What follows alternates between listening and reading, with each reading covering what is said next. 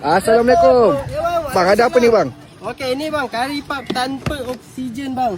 Kari pap tanpa oksigen Dia ada 4 pilihan rasa.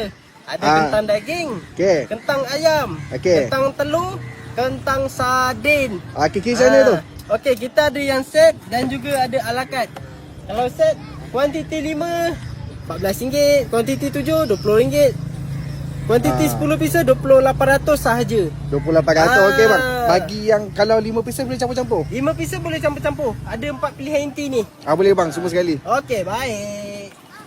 Okey, abang di mana-mana ni bang? Saya dari Johor Bahru bang. Okey, ni nanti kat kari pap ada tanda, dekat kertas ni ada tulis. Okey. Okey, kan dia ada 4 jenis.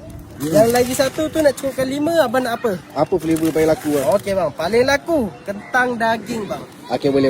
Kentang daging 2 Okey, warna merah ni daging. Okey, sardin. Boleh tengok bang isi dalam nanti. Dah tengok dalam, boleh. Betul-betul ada oksigen ke tak ada oksigen Abang ni? punya pasal mestilah boleh. Ni kentang sardin warna Okey. oranye. Oh, Tengok padan. sardin dia macam mana.